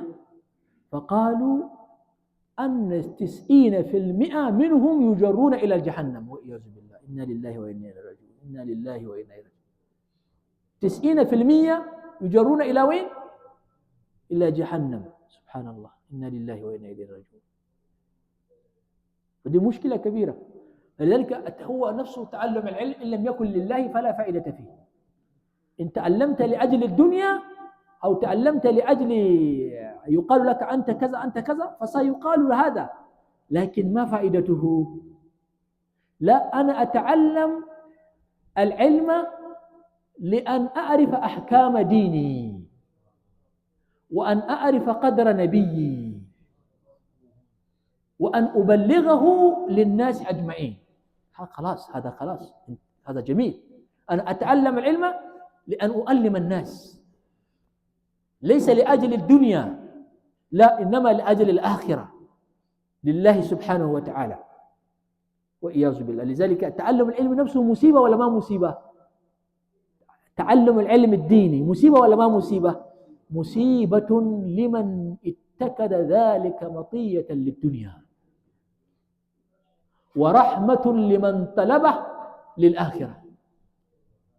حفظت القرآن وتتفاكر بين الناس، أنا حافظ، أنا حفظت، أنا حفظت، أنا أنا أنا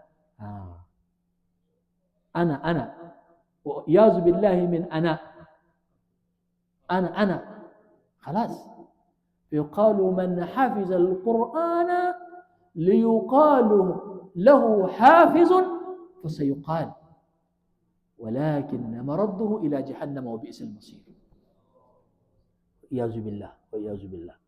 فلذلك لا بد أن نتعلم العلم، لا ليقال فلان حفظ، فلان قرأ، فلان شيخ، فلان حفظ، فلان دكتور، فلان أستاذ، فلان فقيه. لا لا لا لا، بس إنما تقرأ العلم لتعرف دينك ولتبلغ هذا الدين للآخرين، وهذا إن فعلت ذلك قد أسبت. فهذا الذي يحبه رسول الله صلى الله عليه وسلم ويحبه الله سبحانه وتعالى. اللهم اجعلنا منهم يا رب العالمين، ولا تجعلنا من العلماء الذين يتعلمون لا لله ولا لرسول الله صلى الله عليه وسلم، فيكون علمه يوم القيامة هباء منصورا ويكون وبالا عليهم والعياذ بالله. فلذلك أول من يحاسب يوم القيامة العالم، ثم بعده الغني الذي صاحب مال. الله أعطاك المال، هذا المال الذي عندك ليس حقك، يعني ليس مالك، إنما هو مال الله عز وجل. وأنفقوا مما رزقناكم. الله سبحانه وتعالى قال لكم أشياء في كتابه العزيز: لينفق ذو سعة من سعته، هذا فعل أمر، لينفق ذو سعة، ومن قدر عليه رزقه فلينفق مما آتاه من؟ الله. يعني المال مالك؟ أنا أسأل، هذا المال الذي عندك هو مالك ولا مال الله؟ مال الله. لينفق ذو سعة من سعته ومن قدر عليه رزقه فلينفق مما، وأنفقوا مما رزقناكم من مال الله الذي آتاكم، من مال الله الذي المال ما مالك، أنت ملياردير، أنت ما مالك. وفي الحديث القدسي الله سبحانه وتعالى يقول: المال مالي والنار ناري والفقراء إيالي، ومن منع إيالي مالي أؤذبه بناري. المال مالي والنار ناري والفقراء إيالي، فمن منع إيالي مالي أؤذبه بناري. فلذلك المال مال الله، ليس مالك وليس مالي، هو مال الله. خلاص أنفق، لينفق ذو سعة من سعته، ماذا تنتظر؟ أنفق. وهكذا يسأل العالم، وبعده الذي صاحب مال، ثم يسأل الملك، الأمير، الرئيس. شفت حتى الرئيس هو رقم الثالث، رقم الأول هو العالم، ورقم الثاني هو صاحب مال، ورقم الثالث الملك. كيف الإدارة وكيف. ونسأل الله سبحانه وتعالى أن يجعلنا من العلماء العاملين يا رب العالمين. وبه إليه بسند إلى يحيى بن معين المري قال: حدثنا ابن أبي مريم قال: حدثنا ابن لهيعة عن أبي الأسود عن عروة بن الزبير المسور بن مخرمة عن أبيه رضي الله عنهما قال: لقد أظهر رسول الله صلى الله عليه وسلم الإسلام فأسلم أهل مكة كلهم، وذلك قبل أن تفرض الصلاة، حتى كان ليقرأ بالسجدة فيسجد القوم، وما يستطيع بعضهم أن يسجد من الذهام وضيق المقام لكثرة الناس، حتى قدم رؤوس قريش الوليد بن المغيرة وأبو جهل وغيرهما، وكانوا بالطائف في أرضهم، فقالوا: تدعون دينكم، تدعون، ممكن تقولوا هكذا، أي أتتركون دينكم ودين آبائكم فكفروا. يعني أول ما نادى رسول الله صلى الله عليه وسلم، أول البعثة، خلال 4 أيام 5 أيام من الرسالة أسلم أهل مكة. أبو جهل ووليد بن المغيرة لم يكونا موجودين بالمدينة، هما في الطائف. فأول ما وصلوا المكة قالوا إنا لله وإنا إليه راجعون، أتتركون دينكم ودين آبائكم وتأخذون بدين محمد؟ فقالوا خلاص تركنا دين محمد. فهذا أول ردة حصلت في الإسلام، أول ردة حصلت في الإسلام، وأول من سبب ذلك هما هؤلاء وليد بن المغيرة وأبو جهل. أول الإسلام لولا وليد بن المغيرة وأبو جهل لكان أهل مكة كلهم مسلمين. فلو أسلم أهل مكة لأسلم أهل أصفان، ولو أسلم أهل أصفان لأسلم أهل الوادي، ولو أسلم أهل الوادي لأسلم أهل جدة، ولو أسلم أهل جدة لأسلم كل من كان بحواليها. ولكان الإسلام ما في أي مشاكل ولا في أي حرب ولا في حروب ولا في شيء، ولا حتى في هجرة إلى المدينة.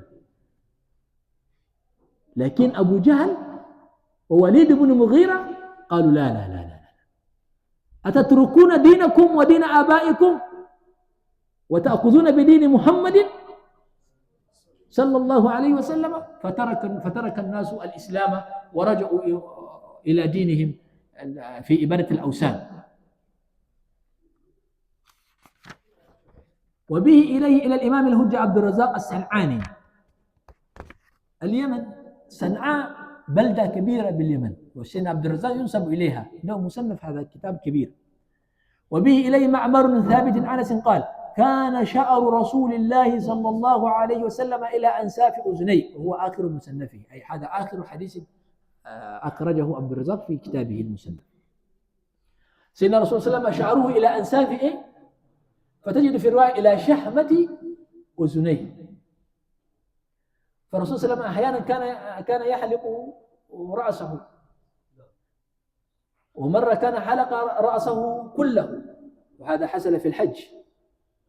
إما قبل الحج يكون إما التكفيف وإما التسريح وهكذا. ثم إذا فعل ذلك وزع شعره أو أمر بتوزيع شعره بين أصحابه. وممن يقوم بذلك أبو طلحة وزوجته رميساء، فهي أم سليم أم سيدنا أنس رضي الله تعالى عنه. وأحيانا يقول يا عمار وزع شعري، سيدنا عمار بن ياسر. وأحيانا يأمر سيدنا أسامة بن زيد يوزع شعره صلى الله عليه وسلم. وأحيانا يقول يا علي وزع شعري، هذا حديث يا علي وزع شعري بين أصحابي، فوزع علي شعره بين أصحابه صلى الله عليه وسلم.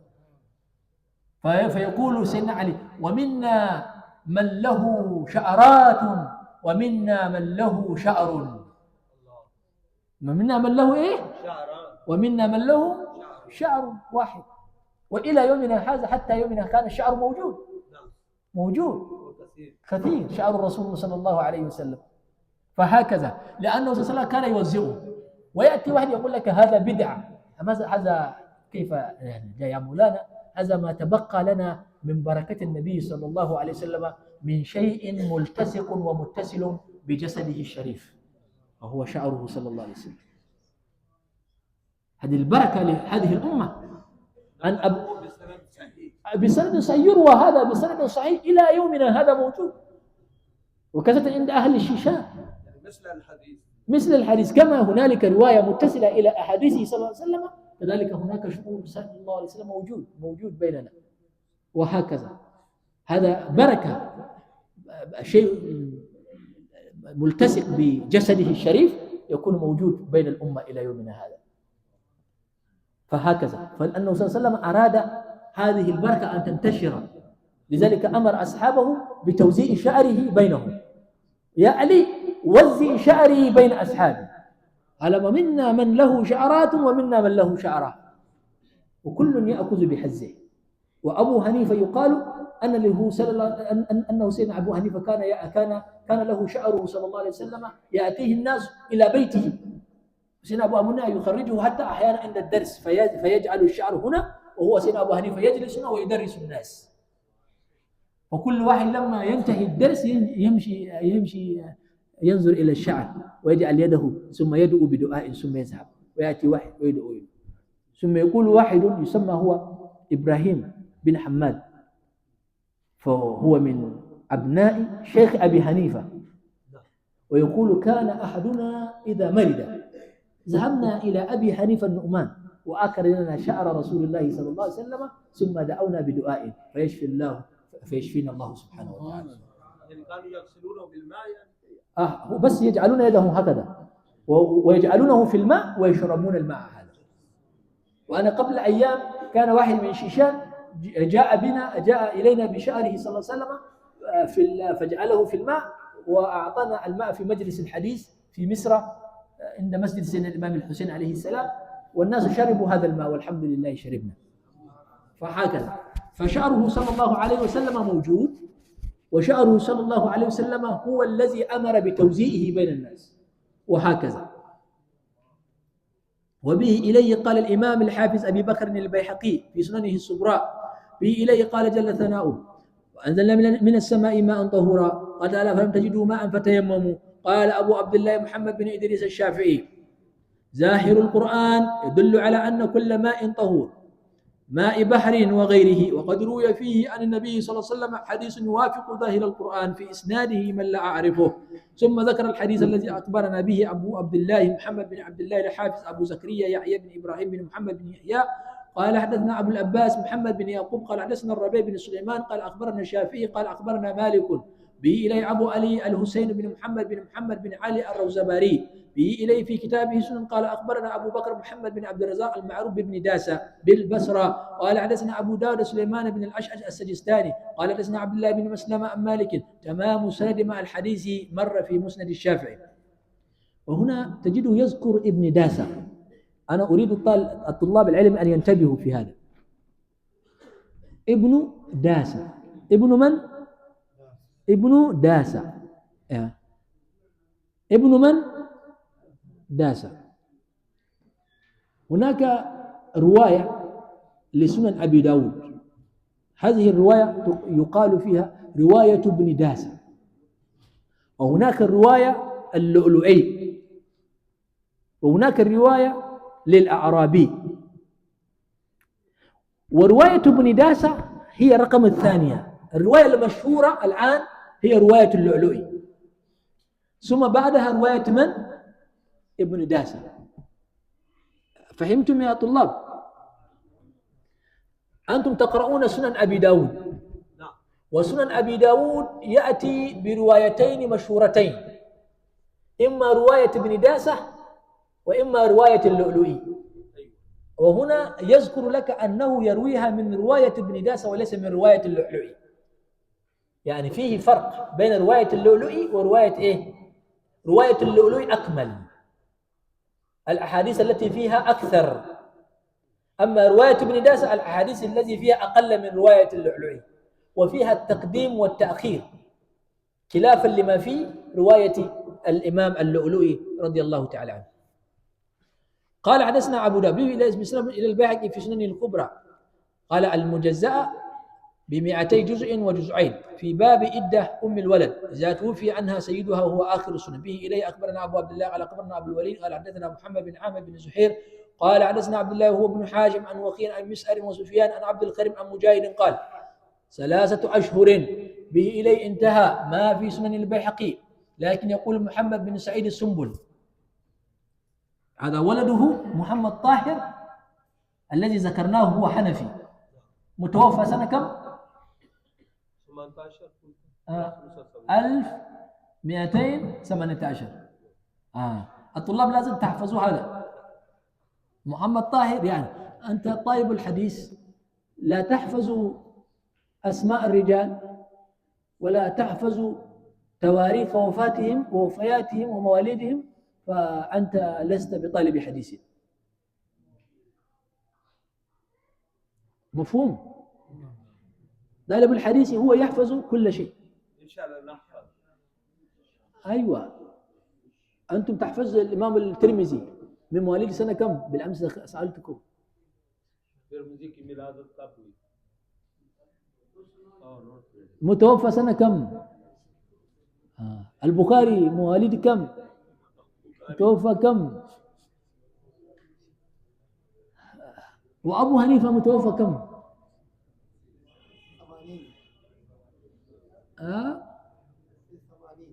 80 كيف؟ هو 150. 150 أيوه. توفي ولد الشافعي. أيوه هو 80.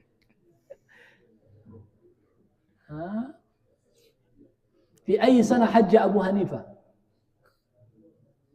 فلازم أنت تقرأ كل ذلك تعرف بدقة. لماذا؟ لأن الدين، هذا الدين يحتاج إلى رجال لهم تحقيق. أنتم في باكستان الحمد لله ما عندكم مشكلة. أنتم في باكستان ما عندكم إيه؟ مشكلة في الدين. كل واحد مسلم وكل واحد يحب الدين. أليس أمر كذلك؟ البيئة مسلمة. لكن أنت لو خرجت من باكستان وذهبت إلى بلدان أخرى الإسلام ليس هكذا. في مشاكل كثير. في مشاكل كثير جدا. فأنت في باكستان لابد أن تكون محقق 100% في الحديث وفي الفقه وفي اللغة العربية. اللغة العربية مفتاح لفهم الدين. لأن الكلام واضح. اتفقنا ولا لسه؟ اتفقنا؟ إن شاء الله سنكون محققين إن شاء الله. هذه 5 أشياء في العلم لازم الطالب يجتازها: التحقيق، فالتدقيق، فالترقيق، فالتنميق، فالتعليق أو فالتزويق. التحقيق، فالتدقيق، فالترقيق، فالتنميق، فالتزويق. 5 أشياء. تكون محقق بحق ومدقق مرقق، تتعمق في كل بحث علمي، ثم تتذوق كل ذلك إذا فعلت. لكن أنت طالب العلم وعمرك 20 سنة 30 سنة تطلب العلم وأنت لا تعرف العلماء الذين هم من علمونا هذا الدين. أيوة. مثلا إذا كنت لا تعرف أبو حنيفة هذا مشكلة كبيرة جدا. هذا أبو حنيفة أنت تتوضأ كل يوم على مذهبه وتصلي على مذهبه، أليس أمر كذلك؟ وتتزوج على مذهبه، أنت لماذا لا تعرفه؟ فلذلك يجب علينا معرفة هؤلاء الرجال. هؤلاء هم أساس الدين، هم أركان الدين الإسلام. لولا أبو حنيفة لداء كثير من أحكام الشريعة. فلذلك يجب علينا معرفة هؤلاء. وأما في الحديث فهذا لا بد منه. هذا لا بد يجب علينا حفظ الرجال، يجب علينا حفظ الحديث، يجب علينا معرفة هؤلاء الرجال. نعيش معهم كأنهم أحياء، نعيش معهم كأنهم أحياء. الطالب الذي لا يحفظ لا خير فيه، فأحسن يترك العلم يذهب إلى السوق يتاجر. أليس هذا أحسن؟ التاجر يدقق إذا كان تاجرا في البسل ويعرف أنواع البسل، أليس أمر كذلك؟ التاجر في السكر يعرف أنواع السكر. لكن أنت طالب العلم لا تعرف أنواع العلم، هذا مصيبة.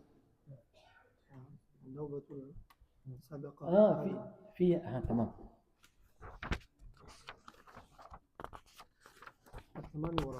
أيوة. ممكن نقف هنا إن شاء الله ونكمله. نعم. بإذن الله تعالى. ونقف عند نكمل هذا. لكن يقول محمد سعيد سنبل: اعلم أن البيهقي في سننه حاول ذكر ما يدل للشافعي فيما ذهب إليه، وعند الشافعي من غير خلاف أن أم الولد إذا مات سيدها أنها تستبرع بحيضة ولا تسمى عدة، فلعله أراد إذا توفي سيدها ثم تزوجت ثم طلقها زوجها فتعتد حينئذ ب3 أشهر لأنها صارت حرة بموت سيدها، والحديث بظاهره يدل